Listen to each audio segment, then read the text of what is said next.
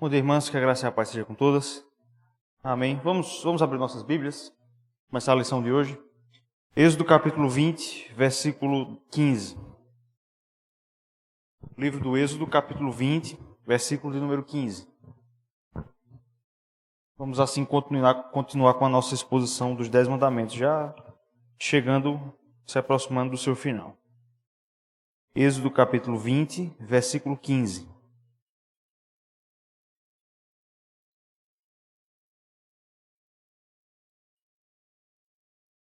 Todos encontraram? Vamos ler juntos? Não furtarás. Leiamos mais uma vez, todos juntos. Não furtarás. Vamos fazer uma oração então de intercessão. Vou convidar o Islane para fazer essa oração de petição pela lição dessa manhã.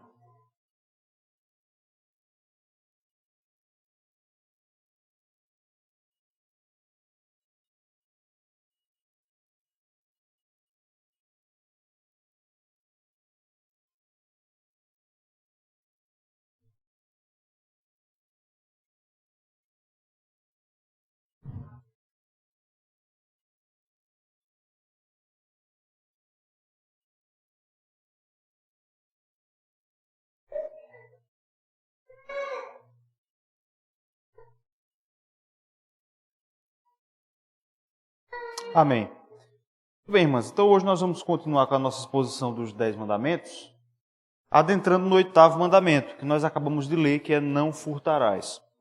Nós vamos fazer isso em duas partes. A primeira parte hoje e a segunda parte de hoje a 15, já que de hoje a 8 nós teremos a Assembleia Ordinária de Membros. Então a segunda parte do 8º mandamento, se o Senhor permitir, será de hoje a 15. Então nós vamos prosseguir nessa manhã com 3 passos. Primeiro nós vamos ver a introdução ao mandamento, como eu sempre costumo trazer. Em segundo lugar, o conceito de propriedade privada, porque isso está assim umbilicalmente ligado ao conteúdo do 8º mandamento.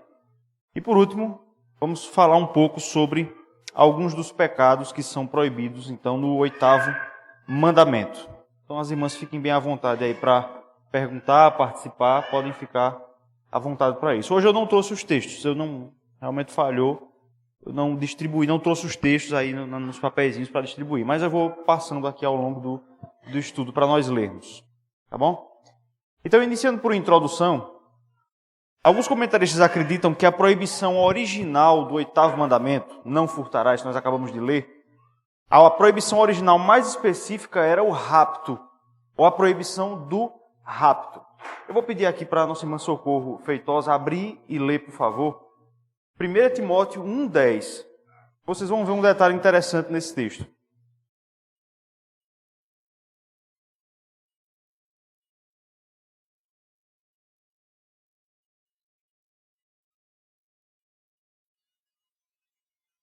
Primeiro Timóteo capítulo 1, versículo 10.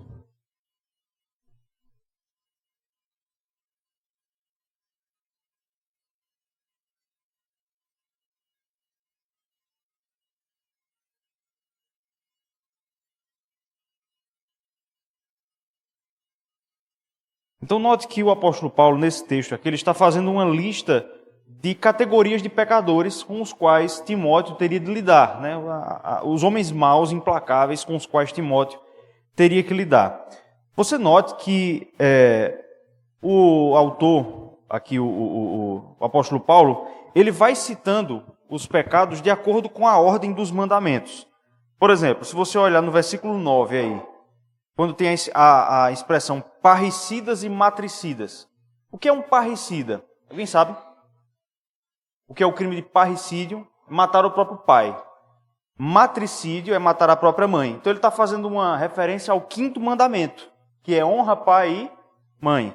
Depois ele diz homicidas, 6º mandamento, não matarás. Aí ele vem agora, impuros, sodomitas, 7º mandamento. Quando ele vai trazer uma representação do 8º mandamento, aí ele diz raptores de homens. Então os judeus, eles acreditavam que a proibição mais central do 8º mandamento era a proibição do rapto. Não furtarás, originalmente, era uma proibição para não furtar um homem, para não sequestrar um homem. Essa ideia pode parecer estranha, mas a gente encontra ela no Antigo Testamento. Quem é o personagem lá, dentre os personagens de Gênesis, que sofreu exatamente essa ação? foi raptado. José foi raptado pelos seus irmãos, vendido como escravo pelos seus irmãos. Então, o 8º mandamento, originalmente, ele proibia isso. Ele proibia a escravidão, fazer um homem de escravo, raptá-lo, raptar a sua liberdade, tomar a sua liberdade, tá certo? Nós vamos encontrar proibições disso também em Êxodo, capítulo 21, versículo 16, e em Deuteronômio 24, 7. O povo de Israel não podia sequestrar homens, eles não podiam escravizar ninguém. Na verdade, essa prática ela era feita em Israel, os israelitas possuíram escravos em alguns momentos, mas era muito limitada, tá certo? Então o nome desse crime originalmente era plágio, que hoje a gente entende plágio como roubar a propriedade intelectual de alguém. Mas originalmente, do latim, a palavra plágio significa alguém que sequestra outro homem, tá certo? O Talmud, que é um comentário judaico da lei, isso lá do século I, já dos tempos de Cristo, ele diz assim: nossos mestres ensinaram, não roubarás. A Escritura está falando sobre roubar pessoas, tá certo? E aí o Voécius, que foi um teólogo aí da época da Reforma Protestante, ele diz que quem vende escravos, rouba-lhe o precioso tesouro da sua liberdade. Então esse mandamento, e esse é o ponto que eu queria deixar claro aqui nesse primeiro ponto, o mandamento de não furtarás, originalmente, o seu sentido mais íntimo não era a proibição de roubar objetos. Muito embora ele inclua isso, nós vamos ver mais na frente, daqui a pouco, na verdade. Originalmente, o seu escopo semântico dizia respeito à proibição de você roubar pessoas, tomar uma pessoa para ser sua propriedade, tá certo? E é interessante, irmãs, que o cristianismo, ele, muito embora nos nossos dias a cultura cristã seja criticada pela cultura não cristã, recebendo, dentre muitas outras coisas, a pecha de ter sido entusiasta do escravagismo, já que sociedades cristãs da Europa vieram para o mundo, para o terceiro mundo e fizeram de fato escravos aqui. Mas é interessante notar que foram exatamente os cristãos, em especial os protestantes, quem na Europa foram as principais vozes a favor da abolição da escravatura, tá certo? O primeiro país do mundo a abolir a escravatura foi a Inglaterra, ou melhor, não era nem Inglaterra, era Império Britânico na época. E isso aconteceu por causa da influência de um pregador reformado protestante chamado William Wilberforce, tá certo? Então a história até vai contar, inclusive, que ele no parlamento inglês ele fez uma defesa ali contrária à escravatura, e após a sua defesa oral, o parlamento então votou à abolição da escravatura na Inglaterra, e o pregador William Wilberforce então respondeu chorando ali ao final daquela sessão. Então foi exatamente o cristianismo, essa força no mundo para abolir essa prática que foi praticada de fato pela humanidade, não só na Europa, tá certo, mas em todo o mundo, durante muitos séculos, que foi a escravidão. Então, a oposição à escravidão, ela tinha o seu ponto na lei exatamente no 8º mandamento. O Hans-Ulrich Heifler, ele diz assim: o 8º mandamento apresenta nossa obrigação moral para com o próximo no tocante ao dinheiro e à propriedade.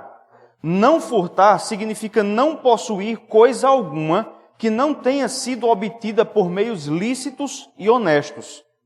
Esse mandamento pressupõe, a gente vai ver isso daqui a pouco, o direito individual de adquirir e administrar propriedades, mas visa evitar a subtração oculta do alheio, contra a vontade do seu dono legítimo. Assim como ensinou Calvino, evitar acumular riquezas brutais e espremidas do sangue de outros, arruinar o próximo em seus haveres, para que nos cresça o patrimônio. Então, o que o 8º mandamento vai proibir é exatamente que nós obtenhamos bens, propriedades, por meios ilícitos.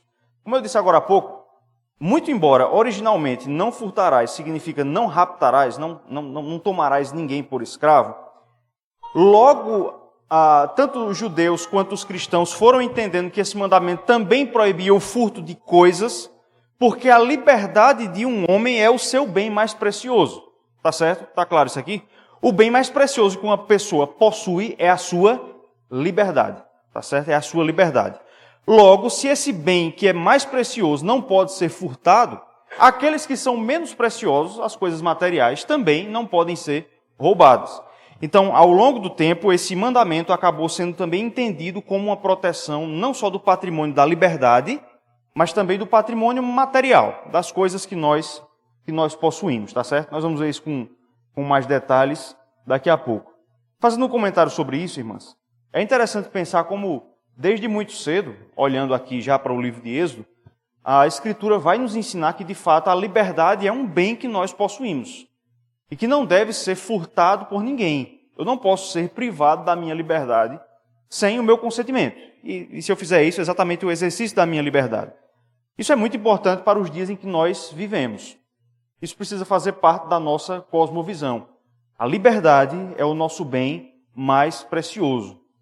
É importante, irmãs, nós afirmarmos isso em dias como os nossos, em que nós não sabemos mais nem mesmo o que você pode postar numa rede social, sob pena de ser literalmente censurado por autoridades judiciárias e por aí vai. Mas veja, desde muito cedo, desde milênios atrás, a Escritura já ensinava a liberdade de um homem, e essa liberdade dele não ser privado dela, de não ser obrigado a produzir alguma coisa para outra pessoa, como sendo o seu bem mais precioso. Então, o 8º mandamento ele tem como pressuposto a propriedade privada. Ora, se a Escritura diz não furtarás, ela pressupõe que nós somos donos de coisas. Esse passador, por exemplo, aqui é meu. E você não pode tomá-lo de mim. Eu posso dar a você, mas você não pode tomar. O pressuposto disso é que há uma relação entre mim e esse objeto aqui, que é uma relação de propriedade. É meu. Então a propriedade ele é um pressuposto do 8º mandamento. Nesse sentido, o Joachim Duma, comentarista dos 10 mandamentos, diz assim: o 8º mandamento simplesmente presume que nós, e também os outros, tenhamos posses. De outra forma, não se falaria sobre roubar. Podemos até ir mais além. Visto antropologicamente, pessoas e bens andam juntos. O fato de ser humano e possuir bens não são coisas contrapostas, porque, como senhora deste mundo, a raça humana obtém o seu desenvolvimento e o seu progresso com esses bens. A propriedade é uma extensão do homem e não simplesmente algo que ele possa facilmente se desvincular. A propriedade de um homem é constituída do seu ambiente, do seu adorno, do seu nome e de tudo aquilo que lhe seja valioso. O que o comentarista está dizendo aqui, irmãs, é que a proteção que a lei traz ao patrimônio, às coisas que nós temos, ela não é o reflexo de avareza. Veja, quando a Bíblia diz não furtarás, ela não está simplesmente nos ensinando a nos sermos apegados às coisas como alguém mesquinho. Mas veja que o comentarista vai dizer que há uma ligação entre a coisa e a pessoa. Ter coisas, possuir coisas, faz parte de ser humano. E se você parar para perceber, você vai notar que animais, eles não constituem propriedade. Não é verdade? O animal, via de regra, ele não toma nenhum objeto para chamar dele. Veja, se você, por exemplo, chegar perto de um cachorro ou de uma cadela com um filhote, e tentar pegar um filhote dela, ela vai lhe atacar. Porque há algum senso de proteção entre ela e seus filhotes. Mas entre objetos não há isso. Os animais não tomam objetos para si. Eles não constituem propriedade. Isso é algo próprio do ser humano. O ser humano, ele toma as coisas da criação e as constitui para si. De modo que há uma ligação entre a pessoa e a coisa. E esse é um ponto, irmãos, que muitas vezes nós temos dificuldade de entender, porque soa para nós como materialismo. Mas é verdade. Há uma ligação estreita entre quem nós somos e o que nós temos. Isso não é materialismo, isso não é avareza travestida de cristianismo. Por exemplo, por que é que nós possuímos objetos de afeição pessoal? Por que é que nós possuímos objetos que não têm valor econômico, mas têm valor afetivo? Por que é que nós temos objetos que traduzem ou que carregam consigo valor sentimental? Porque há uma ligação entre a pessoa e a coisa que ela possui. Por exemplo, a sua casa. Quem aqui mora na mesma casa há muitos anos, provavelmente se sua casa pegasse fogo, você não ia simplesmente comprar outra. Você iria chorar bastante, porque naquele local, naquela sua propriedade, foi onde você viveu a sua vida inteira. Então o nosso patrimônio ela tem uma ligação com quem nós somos. Por isso que roubar não é simplesmente tomar aquilo que é do outro, mas é ofender a própria pessoa, que é uma ligação entre aquilo que ela é e aquilo que ela possui. Tá certo? Ainda sobre esse tema da propriedade privada, Deus foi quem ordenou que o homem tomasse bens para si. Vamos ler 2 textos aí. O Islane vai ler Gênesis 1, 26. Aí eu vou pedir para a Diana, Gênesis 1, de 28 a 30. Zinha vai ler capítulo 9 de Gênesis, versos 2 e 3. Gislene, Salmo 8, verso 6. E Ligiclé, Salmo 115, versículo 16. Nessa ordem aí. Olha.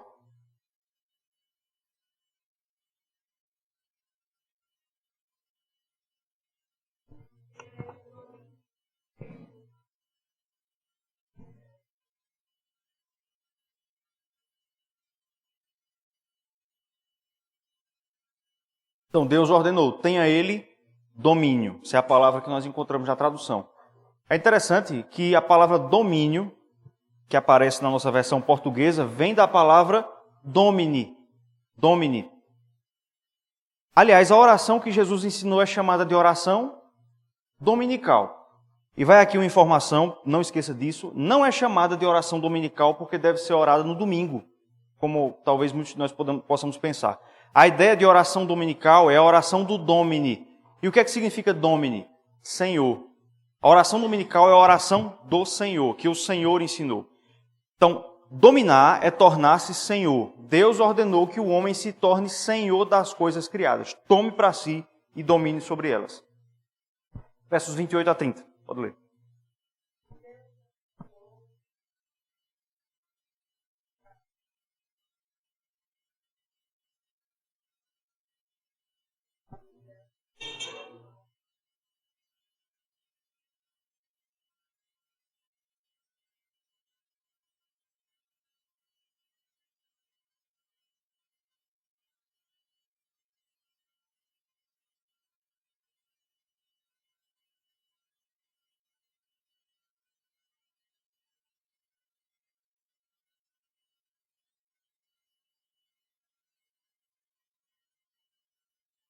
Então, Deus ordenou ao homem que dominasse sobre... Interessante que Moisés faz questão de frisar isso. Todas as plantas da terra foram dadas para que o homem dominasse, assim como também todos os animais. Nenhum animal foi excluído do domínio humano. Todos eles, Deus disse, domine sobre eles, pode domesticar. Mas o Ibama disse que não pode criar galo de campina, mas Deus ordenou que o homem dominasse sobre todos os animais da terra, tá certo? Ou seja, que eles tomassem como sua propriedade. Capítulo 9, versos 2 e 3.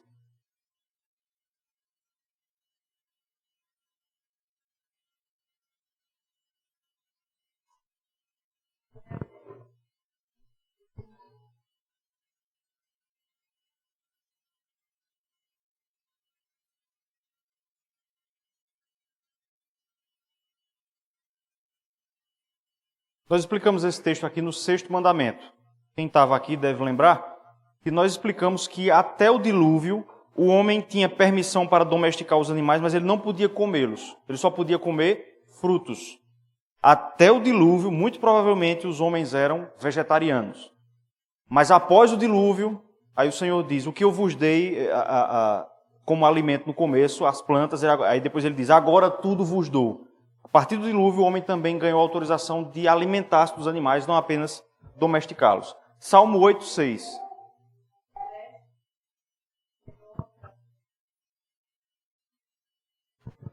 Então o Senhor deu domínio ao homem sobre todas as obras das suas mãos. 115, verso 16.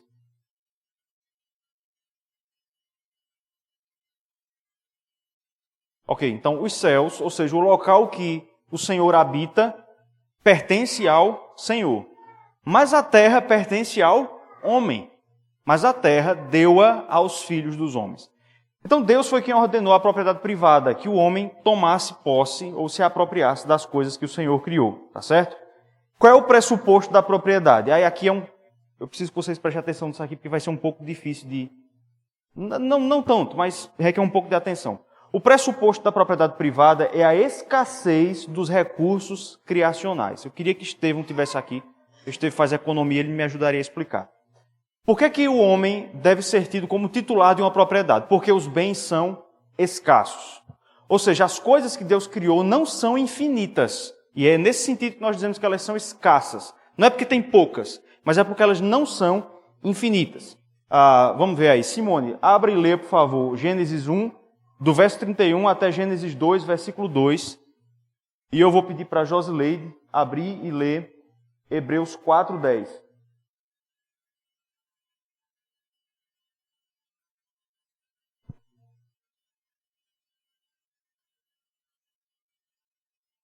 Pode ler, pode ler.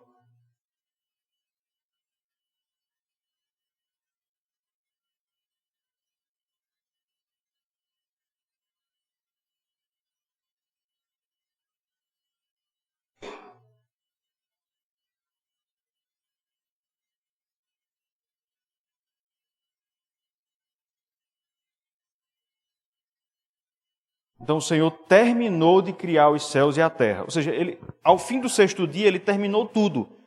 Deus nunca criou mais nada de lá para cá. Toda a criação foi terminada. Como o autor aos Hebreus vai dizer, Deus descansou da obra da criação. Pode ler, José, por favor.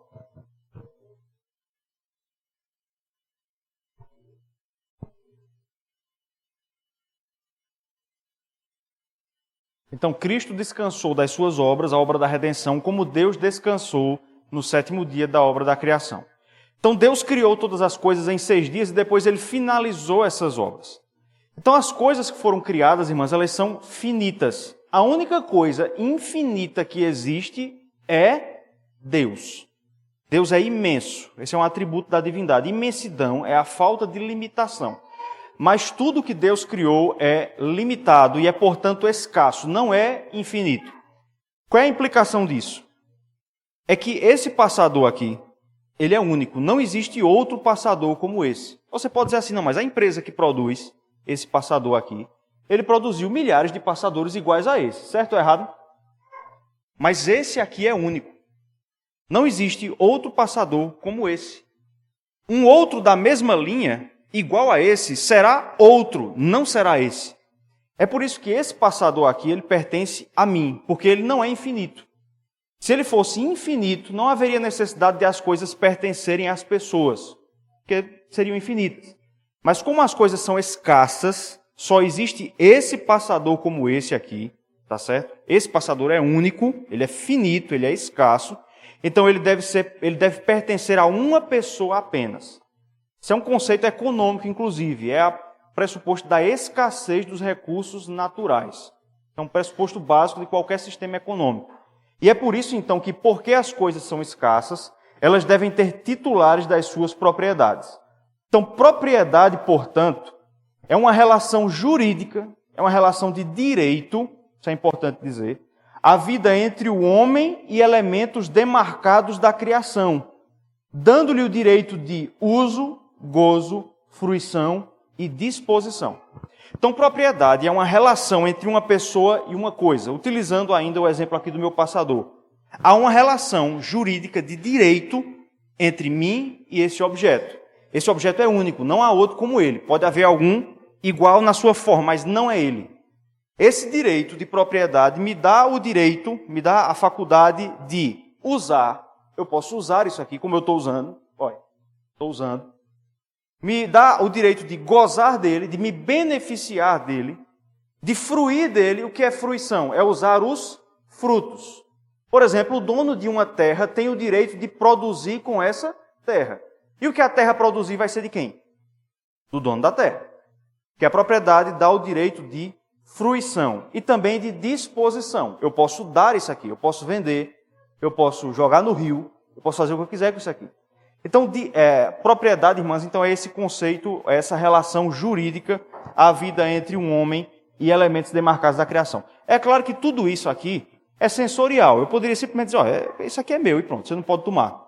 Mas é importante que a gente entenda o que é isso para nós entendermos quais são os pecados proibidos, conforme nós vamos ver mais à frente, tá certo? Quais são os modos pelos quais uma pessoa pode adquirir uma propriedade? Então, isso em termos bíblicos. A Bíblia apresenta algumas formas de adquirir a propriedade. Primeiro, a ocupação, que é a aquisição originária. Vou pedir aí para a Eunice abrir e ler Gênesis 4, verso 16.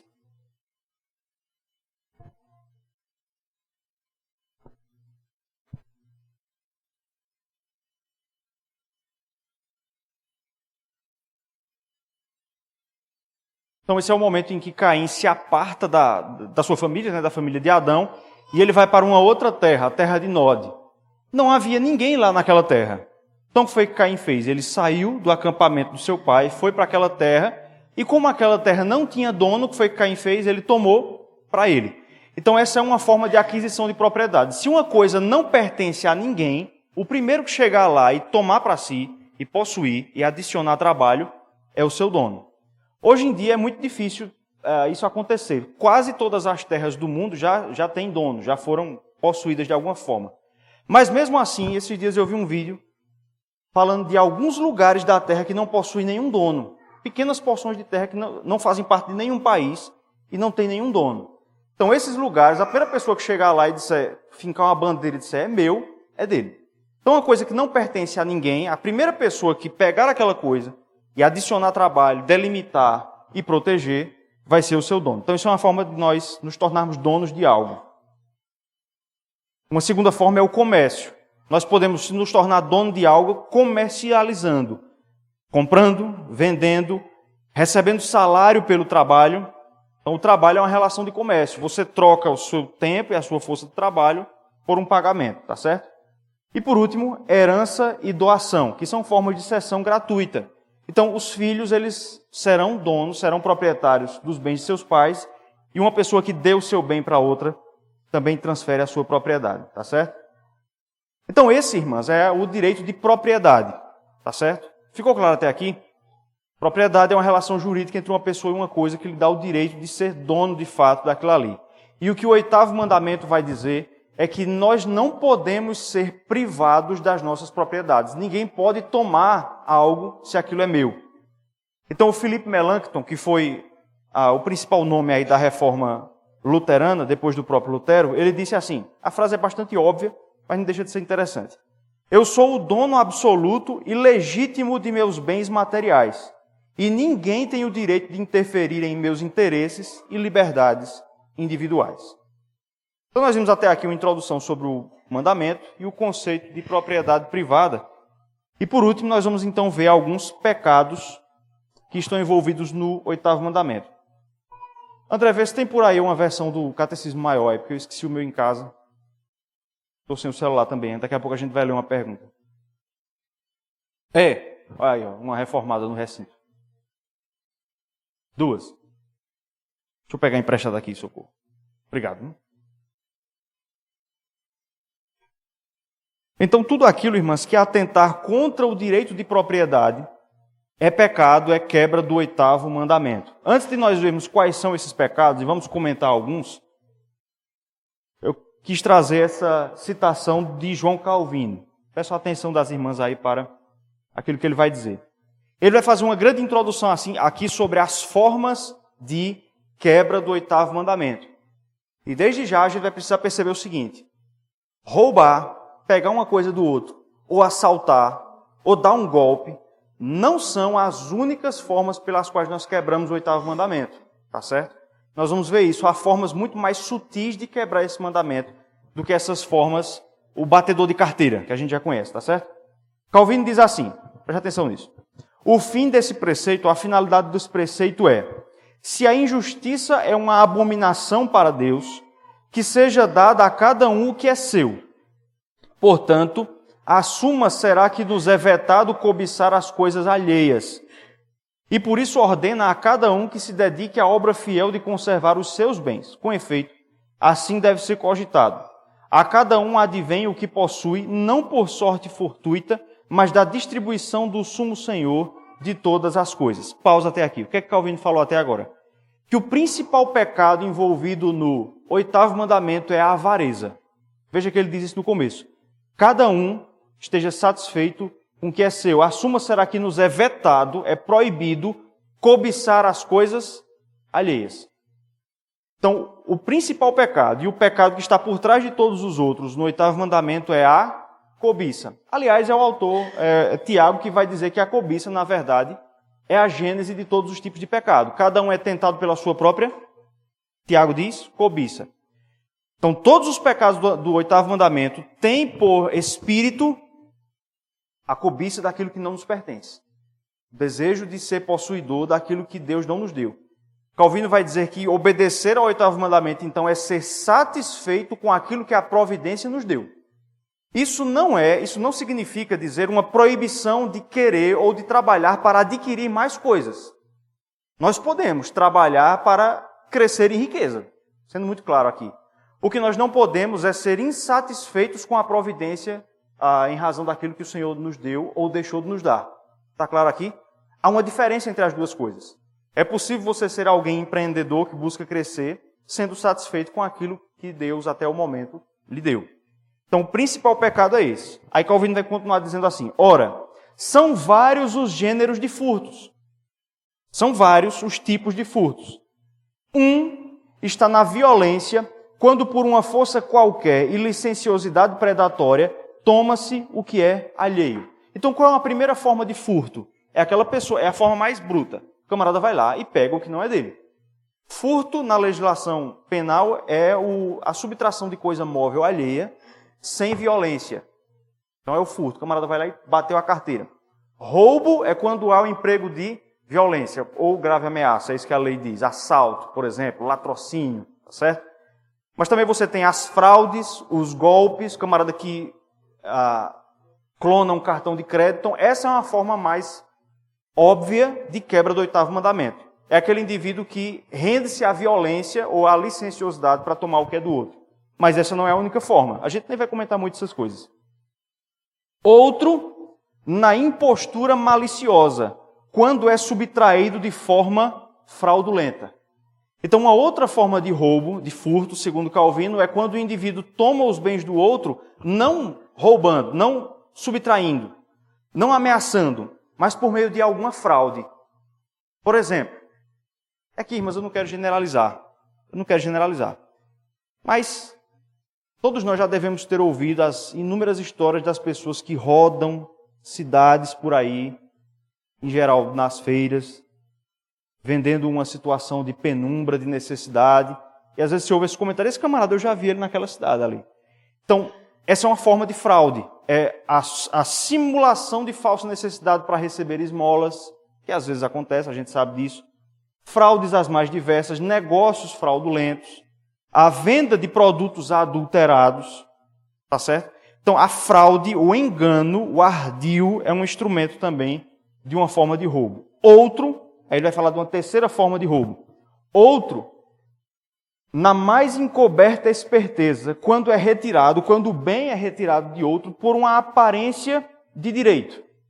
Então Calvino vai dizer que uma outra forma de roubo é quando nós tomamos o que é do outro sob o invólucro de algo correto, de algo que é nosso direito.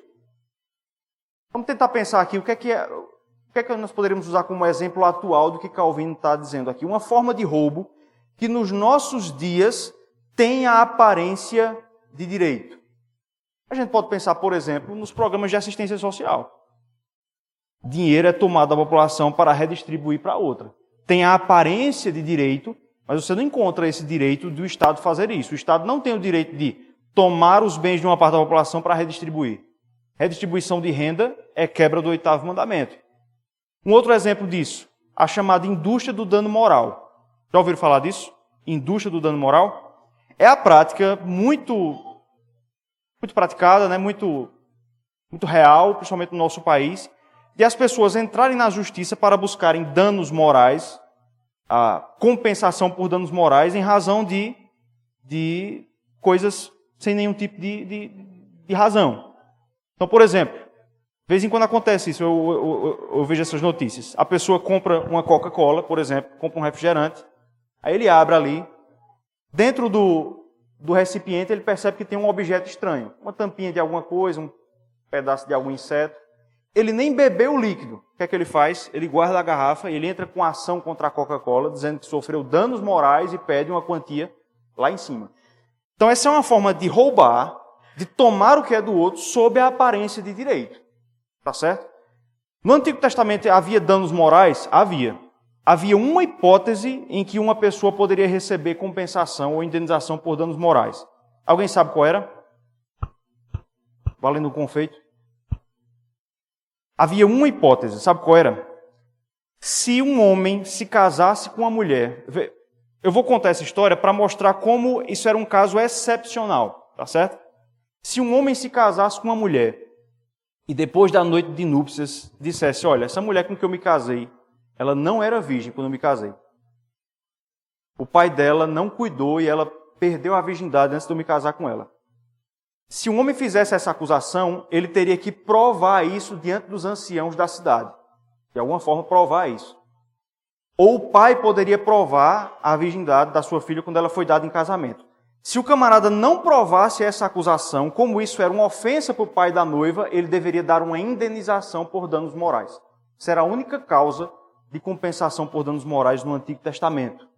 Então vejam que a legislação mosaica reservou isso para um caso extremo, em que a honra do pai ela é realmente, profundamente abalada. E não como nós vemos hoje, que as pessoas, por qualquer razão, querem tirar além do que lhe é devido, de pessoas ou de empresas, tá certo?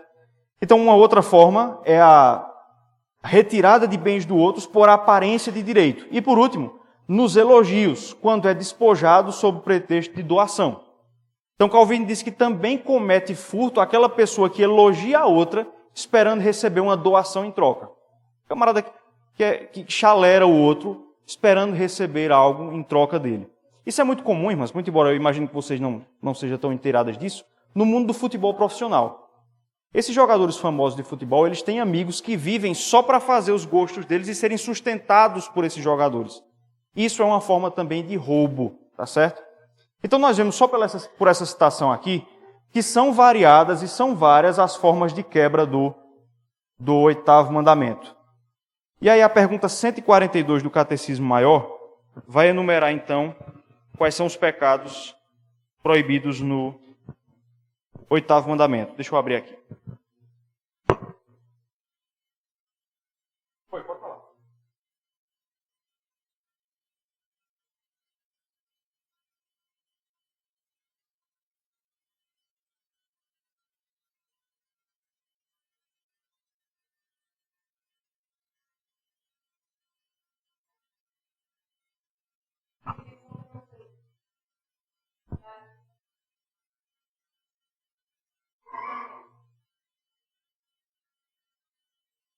Eu acredito que sim.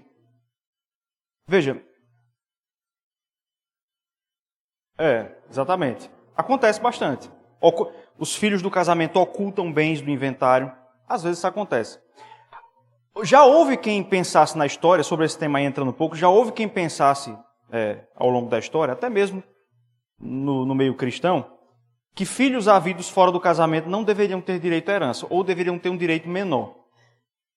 Eu particularmente discordo disso, e eu uso como base para afirmar isso lá Deuteronômio 21, quando a lei vai dizer que se um homem tivesse mais de uma esposa, e o primogênito fosse da esposa que ele detestava, imagine um homem que tem, em Israel isso acontecia, né?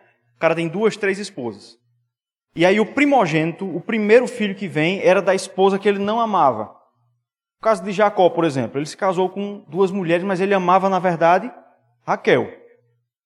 A lei dizia que se o primogênito vier da esposa que ele não amava, mesmo sendo filho da aborrecida, ele deveria receber o dobro da herança, porque era isso que a lei dizia. O filho primogênito em Israel recebia o dobro.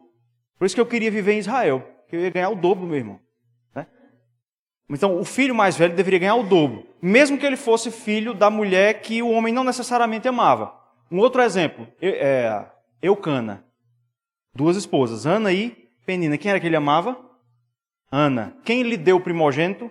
Penina. Então, o primogênito de Penina, mesmo sendo da mulher não amada, deveria receber o dobro da herança. Então, eu uso esse texto aí para defender que filhos devem herdar em proporções iguais, venham do casamento ou não. Mas é uma forma de furto, exatamente. Se um dos filhos, por uma razão como essa, ele é prejudicado na partilha, é uma forma de quebra. Vamos lá. Nós vamos fazer assim, até 10h30, eu vou ler e depois nós vamos pensar alguns pecados para comentar rapidamente e aí encerramos o estudo dessa manhã. Os pecados proibidos no oitavo mandamento, além da negligência dos deveres exigidos, são o furto, já disse o que é, o roubo de homens, que é o rapto, e a receptação de qualquer coisa furtada. Então, muito cuidado quando você vai comprar as coisas na feira, viu? Na feira do troca, né? Você suspeitar de que é muito barato, olha, receptar bens oriundos de roubo, quando se sabe que essa é a sua procedência, é crime e é pecado, tá certo? O negócio fraudulento, pesos e medidas falsas, que nos tempos bíblicos era assim, geralmente o vendedor, ele tinha uma balança descalibrada para mais, que era para dar mais caro. E o comprador, geralmente, quando ia para a feira comprar, ele trazia a sua balança também. E essa balança era descalibrada para menos. Está faltando aí, bota mais. Então, pesos e medidas falsos são quebra do 8º mandamento. Remoção de marcos de propriedade. O camarada lá, de noite, pega a cerca, bota uns 15 metros mais para lá um pouquinho. Esses dias não, foi um tempo lá, faz um tempo já. Eu li uma notícia de que um fazendeiro na Bélgica, por engano, agora foi por engano mesmo, ele fez isso. Ele estava trabalhando na terra dele, ele encontrou uma pedra assim, e ele pegou aquela pedra e colocou mais para lá para arar a sua terra. Depois de um tempo, ele descobriu que aquela pedra que ele moveu do lugar era o marco da fronteira entre a Bélgica e a França. Então ele aumentou a Bélgica um pouquinho. É claro que isso não trouxe nenhum tipo de repercussão, porque hoje em dia isso é feito por georreferenciamento, né? Aquela pedra ali era só um marco histórico. Mas mudar os marcos de terras para tomar a terra dos outros é também quebra do 8º mandamento. Vamos lá. Injustiça e infidelidade em contratos entre os homens. Então, comprar e não pagar, que é infidelidade contratual. Às vezes isso acontece por dificuldades outras, mas quando é por nossa irresponsabilidade é pecado. Ou em administrar o negócio de outros a nós confiados. A opressão, a extorsão, a usura, que a gente vai comentar daqui a pouco, o suborno, as vexatórias demandas forenses, processar sem razão para isso, todo o cerco injusto de propriedades e o despejo de inquilinos. Você tem o direito de alugar a sua casa, e você tem o direito de, não havendo pagamento, despejar.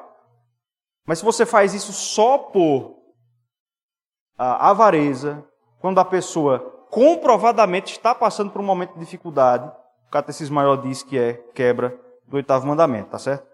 Vamos lá, onde foi que eu parei? A acumulação de produtos para encarecer o preço. A gente vai ver isso daqui a pouco. Os meios ilícitos de vida, ou seja, ganhar a vida com outra coisa que não trabalho. E todos os outros modos injustos ou pecaminosos de tirar ou reter o nosso próximo daquilo que lhe pertence. Ou de enriquecer a nós mesmos. A cobiça, a estima e o amor desordenado aos bens mundanos. Os cuidados e esforços receosos e demasiados em obtê-los. Guardá-los e usar deles. A inveja da prosperidade do outro, a ociosidade, o esbanjamento, o jogo dissipador, o camarada que gasta o salário da semana no sinuca, e todos os outros modos pelos quais indevidamente prejudicamos o nosso estado exterior e o defraudar a nós mesmos do devido uso e conforto da posição em que Deus nos colocou. Ficou claro aqui então? Então são variadas e muitas as formas de roubo. Vamos comentar algumas coisas um pouco mais controversas dentro do 8º mandamento. Hoje nós vamos lidar só com os pecados. E de hoje a 15 com os deveres do 8º mandamento. Então dá tempo da gente conversar sobre algumas coisas e depois a gente encerra. Então alguns pecados que são colocados aí. Primeiro, pesos e medidas falsas. Vou pedir para a nossa irmã aqui, esposa do nosso irmão Ricardo, o nome fugiu agora. Levítico 19, versos 35 e 36. Abre e lê, por favor.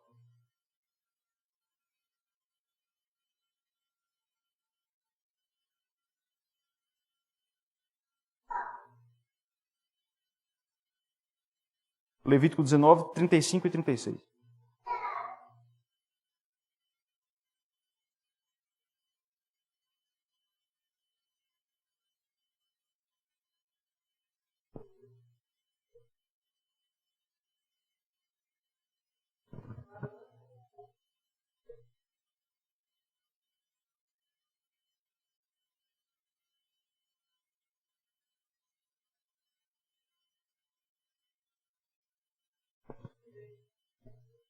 Isso. Então o Senhor disse que o povo deveria ter efa e hin justos, que eram unidades de medida de produtos naquela época. Então pesos e medidas falsas, como nós comentamos, são quebra do 8º mandamento. Mas, por mais que isso seja óbvio, então aquela prática que a gente conhece, e espero que não pratiquemos, né? Mas o camarada ali vende por 1 quilo, mas tem 950 gramas. Tem 900 gramas. Isso é peso e medida falso, tá certo? Isso muitas vezes é feito para aumentar a margem de lucro ali, mas importa em engano do consumidor e, portanto, é quebra do oitavo mandamento. Mas deixa eu comentar uma coisa bem rapidinho aqui sobre pesos e medidas falsas. Vai ser muito rápido, porque não tem como a gente entrar nesse tema assim e se aprofundar. Você sabe qual é a principal peso e medida falsa do nosso tempo? Principalmente no nosso país, Brasil. Qual é o principal peso falso que nós usamos diariamente, sem culpa? Atende pelo nome de real. Real é a nossa moeda. O real, e eu não vou entrar a fundo nisso, o real é um peso falso. O dinheiro que os bancos emprestam às pessoas para financiamento de carro, para financiamento de casa, aquele dinheiro não existe. E eu não estou trazendo aqui teoria da conspiração, não. Isso é real. Os bancos, eles têm autorização para emprestar mais dinheiro do que eles têm, tá certo? Eles fazem isso confiados de que a população não vai toda ao mesmo tempo aos bancos sacar, porque se todo mundo fosse aos bancos sacar o dinheiro que tem lá na sua conta, não existe esse dinheiro. Isso é uma prática legalizada, era proibida até mais ou menos um século atrás nos Estados Unidos, e hoje os bancos a praticam, se chama de reserva fracionária. Então os bancos, em conluio com, e isso é todos os governos, não é o atual nem o passado, eles emprestam mais dinheiro do que têm, aumentam o dinheiro circulante no mercado e causam inflação. O que você vê na televisão todo dia lá, inflação esse mês bateu não sei quanto. Inflação não é aumento de preço. Aumento de preço é carestia, o nome é esse. Inflação é inflar, aumentar a base monetária. E isso causa inflação, isso causa carestia. Então a moeda, o real que nós usamos, é o principal instrumento pelo qual o governo rouba da população. Porque ele imprime mais dinheiro, desvaloriza o dinheiro e assim nós perdemos em ganho real. Faça um exercício simples aqui. Principalmente as irmãs que são mais velhas. Há 30 anos atrás, uma pessoa que trabalhasse, ela, dentro de pouco tempo, conseguia comprar uma casa. Não era assim?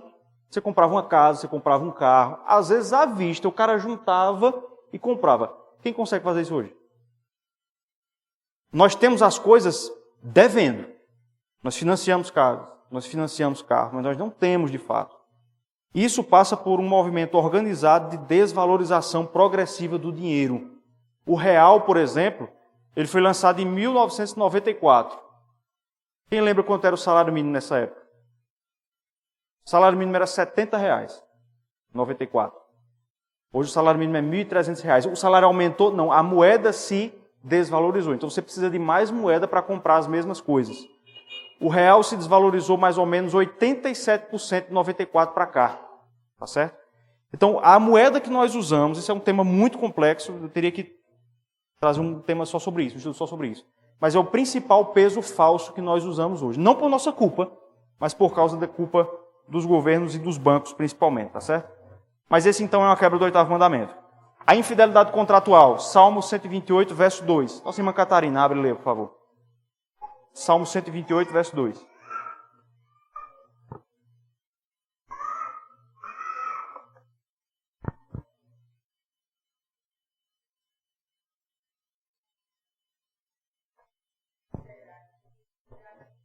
Eu usei esse versículo como fundamento aí da fidelidade contratual, porque o que a Bíblia vai dizer é que você deve viver do fruto do seu trabalho.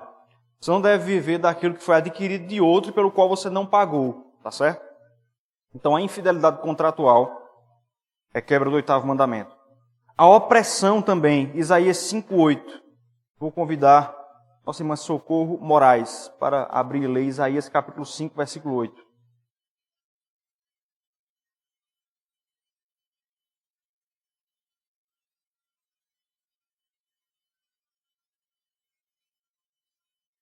Isso.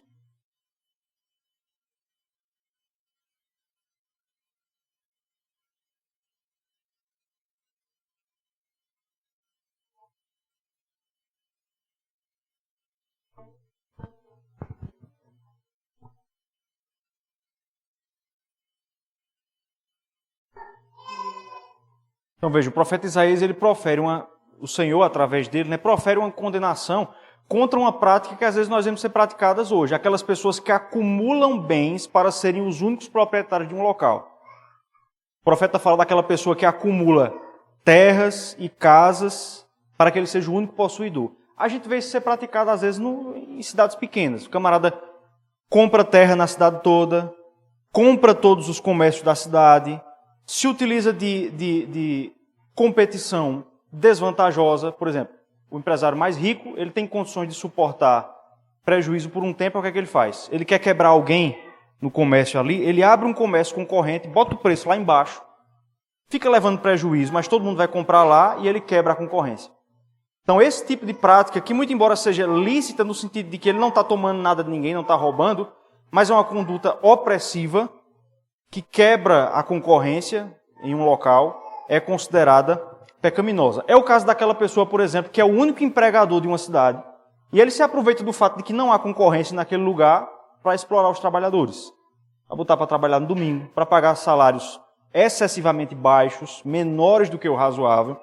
Então, esse tipo de conduta, que na Escritura é chamada de opressão, tudo isso é condenado como quebra do 8º mandamento. A usura, aqui é um ponto interessante. Outra pessoa para ler aí. Eu vou convidar a nossa irmã Célia para ler Deuteronômio 23, 19, versos 19 e 20.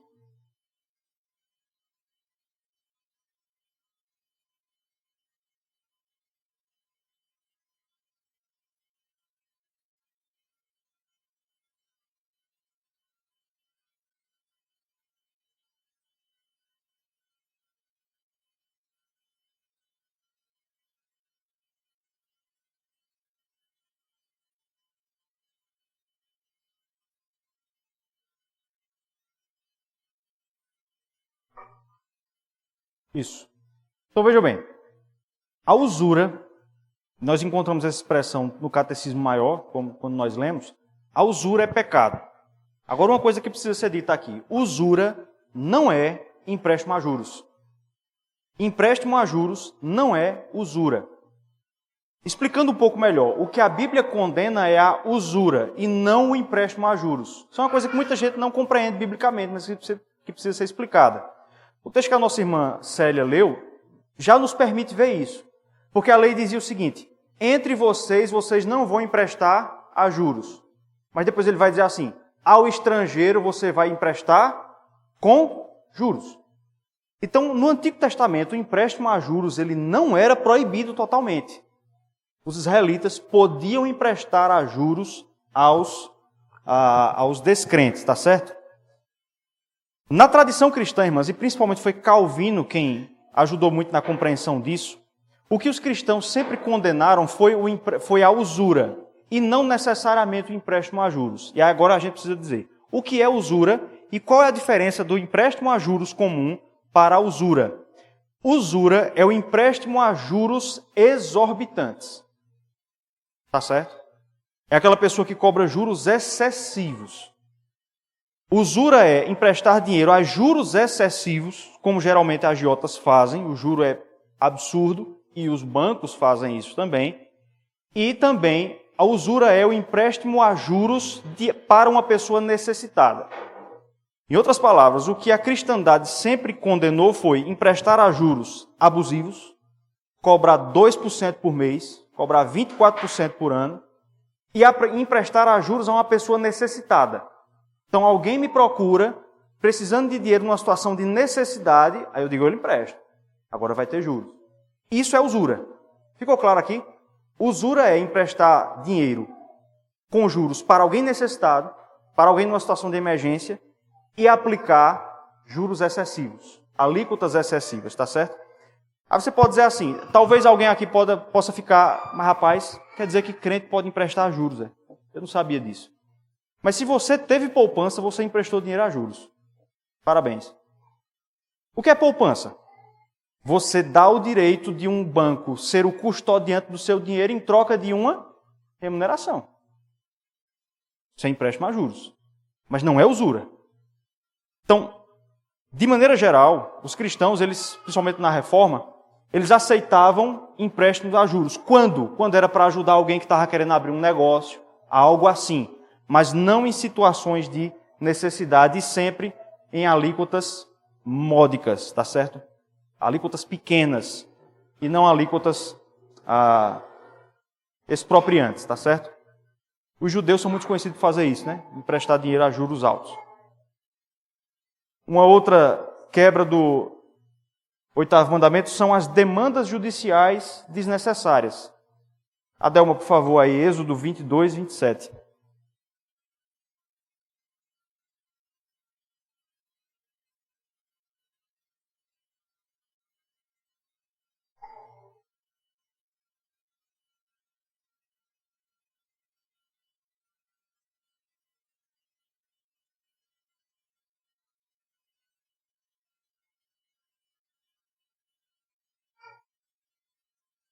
Isso. Então a lei condena aquela pessoa que entra na justiça para tomar até a túnica do outro, com que ela se vestia à noite no frio. Especulação indevida também, tá certo? Isso aqui é um ponto que merece explicação. Provérbios 11, 24 a 26. A Jeane, leia, por favor. Provérbios 11, de 24 a 26.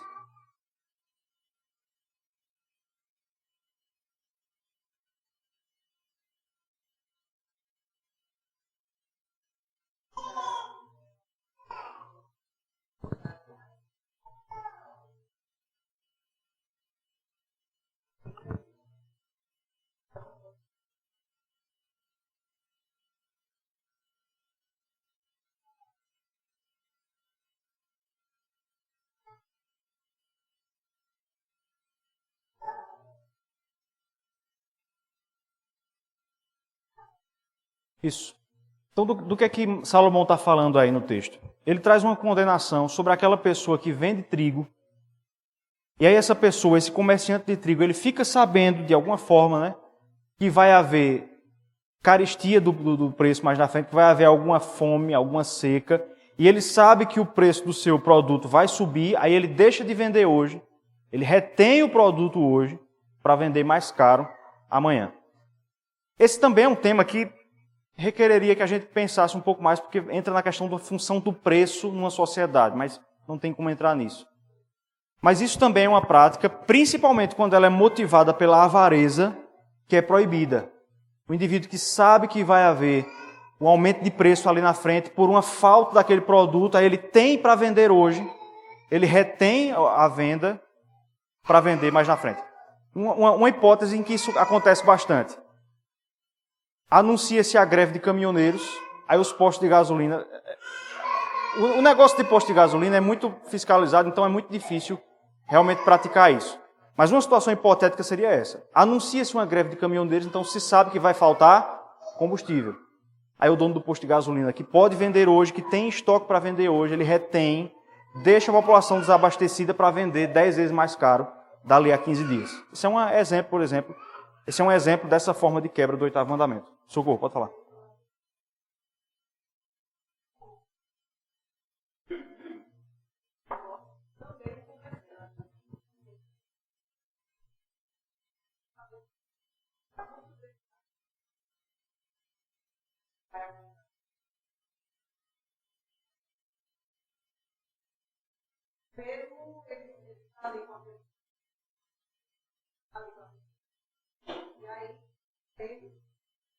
É.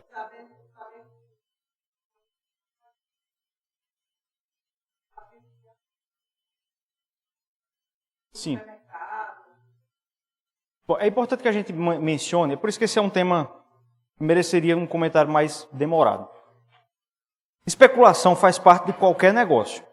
Quando você abre um negócio, você especula, porque você não sabe exatamente se aquilo vai dar certo. Então, abrir um negócio, uma loja, uma escola, qualquer coisa, envolve especular.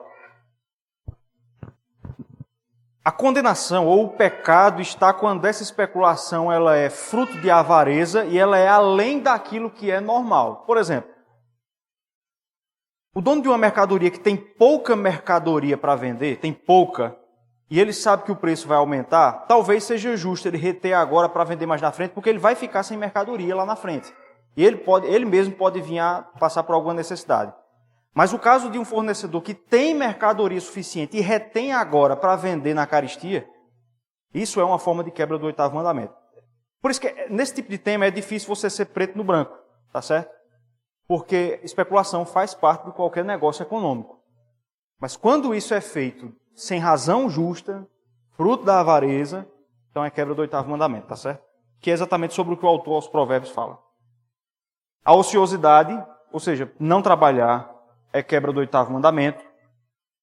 O esbanjamento, ficou errado aí, não é persularianismo, é perdularianismo. E o que é perdularianismo? É esbanjamento. O que é isso? É gastar o seu dinheiro tolamente. Isso é pecado, tá certo? Vamos ver aí o texto. Provérbios 21, versículo 17. Natália, acho que está sem condições ali. Eleonora, por favor. Provérbios 21, 17.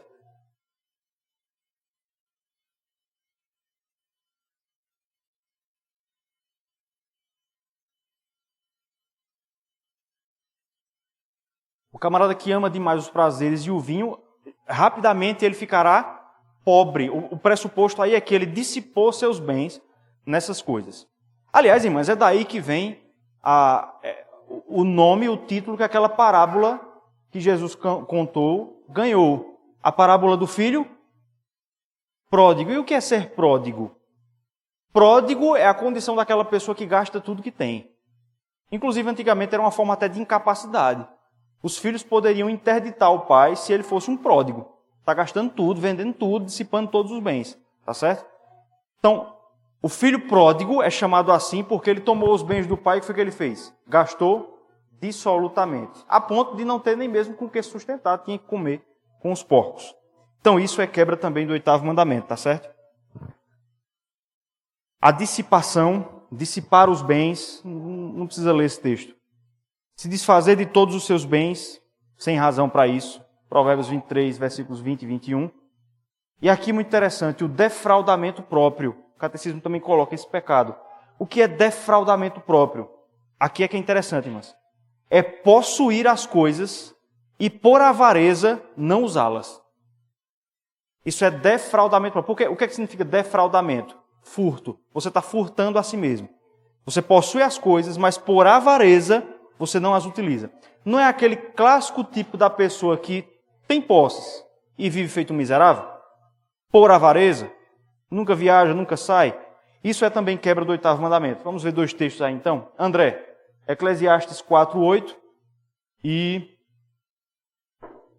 a nossa irmã aqui atrás de Catarina, por favor. 1 Timóteo 4, versos 3 a 5. Aqui a gente encerra. Eclesiastes 4:8.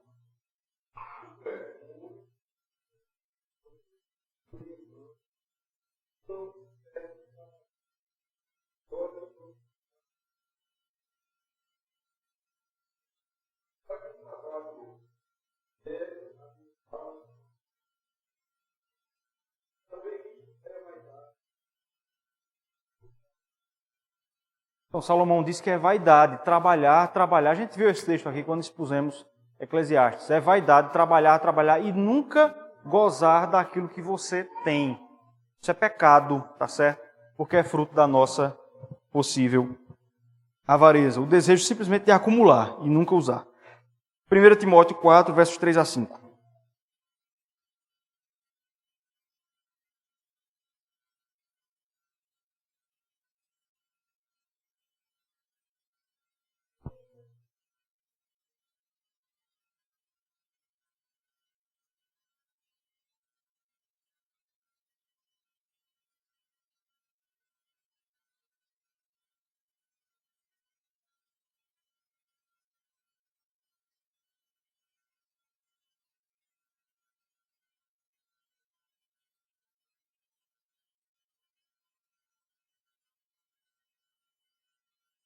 Então, Paulo ele exorta Timóteo a condenar aquelas pessoas que proíbem o uso daquilo que Deus deu para o nosso uso lícito.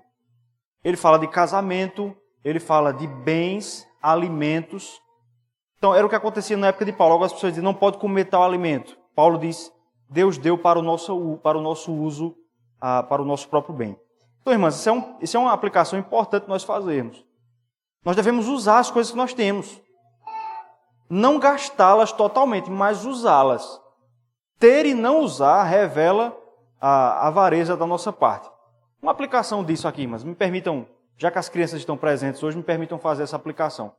Nós temos que ter muito cuidado quanto a fazermos os gostos das crianças, por exemplo, quanto a o que elas querem comer ou não. Estou certo ou estou errado? É preciso ter cuidado com isso. Por mais que nós não sejamos ordenados a comer todos os alimentos sem exceção, uma pessoa tem o direito de não gostar de carne de porco, não sei porquê, mas ela tem esse direito. Uma pessoa tem o direito de não gostar de certa fruta. Mesmo assim, nós precisamos atentar para o fato de que o Senhor nos deu uma variedade de coisas para consumo. E muitas vezes a rejeição, sem justificativa delas, revela ingratidão para com o Senhor. Tá certo? Eu digo isso sendo uma pessoa que cresceu sem comer verdura. E aprendi depois de adulto. E por mais que isso pareça, irmãos, uma coisa desimportante, muitas vezes revela uma falta de apreço pela variedade de coisas que Deus deu para o nosso uso. Tá certo? Nós não devemos comer só vegetais. Nós não devemos comer só carne. Tudo foi dado para o nosso bem, tá certo? Então, defraudar a si mesmo, não usando aquilo que Deus dá, é também quebra do 8º mandamento. Oi.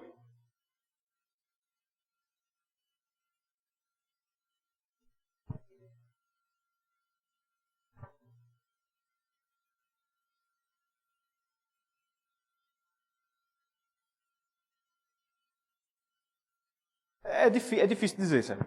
Porque esse é o tipo de situação que a gente tem que ter cuidado de não ser taxativo. Pode ser que sim. Pode ser que não. Porque essa pergunta ela pode ter diferentes contornos. A pessoa tem uma casa grande e só usa 2 cômodos. Mas ela pode guardar para os netos, para os filhos, os quartos demais. É porque você está pensando num caso específico, né? Então assim, talvez seja. Essa pessoa tem o direito de ter.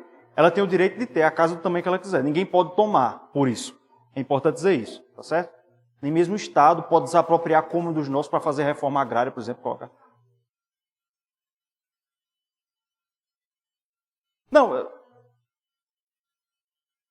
pronto, mas a situação que eu descrevi antes é assim, para um momento de visita, né? Os filhos vêm visitar. Então assim, pode ser. Isso vai depender muito das razões do coração, se é uma coisa muito exagerada.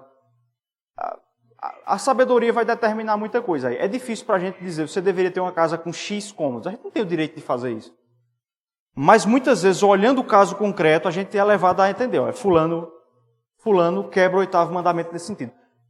Vamos tratar de uma coisa mais clara? Já ouviram falar daquela síndrome de acumulação? Aquele pessoal que anda na rua acumulando coisa, pegando lixo. Não são lixos orgânicos, né? Geralmente são objetos. Aí entulha a casa de coisa. Isso é quebra do 8º mandamento. A pessoa não tem condições de usar isso, minimamente. Isso é bom às vezes a gente pegar o absurdo, porque às vezes ajuda a entender casos mais limítrofes, né? Então esse é a quebra do 8º mandamento. De vez em quando passa na televisão aí, esse pessoal sai na rua olhando o lixo do povo para pegar coisa. Então essa é uma forma de acumulação sem uso e que revela a quebra do 8º mandamento, tá certo? De maneira geral, nós devemos procurar possuir aquilo que nós vamos usar, de fato. Aquilo que nós nunca iremos usar, de forma alguma, nem decorativa, nem de maneira funcional, nós devemos estar dispostos a muitas vezes perceber a necessidade de dar, de entregar. Deixa eu terminar com uma recomendação aqui. Quem tem Netflix, porque tem gente que fala Netflix, quem tem Netflix, há um documentário e tem uma outra versão dele, sobre o mesmo assunto, outro documentário no YouTube também, sobre um movimento chamado minimalismo. Minimalismo. Então, se você puder depois assistir, é interessante para complementar o que a gente está falando sobre o 8º mandamento. Minimalismo é uma filosofia não cristã, mas que acaba tocando em algumas coisas que nós falamos aqui, que são ex-acumuladores, principalmente nos Estados Unidos, né? Pessoas que viviam acumulando coisas e elas perceberam como aquilo intoxicou a vida delas. Ter muita coisa, o cara tem o celular do ano passado e está na porta da loja sendo esmagado para comprar o novo, o iPhone 27. Então, pessoas que percebem esse vício da acumulação e aí eles partem para o extremo contrário. Daí a ideia daí a expressão minimalismo. Então, eles decidem ter o mínimo. E mínimo é mínimo mesmo, viu? É até mais do que, é até um exagero. Um dos personagens do documentário eu assisti, você entra lá, tem uma cadeira na sala. Ele tem umas 3 mudas de roupa. É claro que isso é um exagero, mas o documentário traz uma interessante reflexão sobre os efeitos de nós sermos acumuladores de coisas. Nós comprarmos, ter coisa que você não usa. Tem 4 celulares em casa, usa um. Mas tem 4, 5 celulares em casa. Não vou falar do sapato não, para as irmãs não me agressarem, não me agredirem aqui. Certo? Mas assim, fica para reflexão. Então, minimalismo. Procurem pensar sobre isso. Irmãs, Deus abençoe até de hoje a 15, se o Senhor permitir.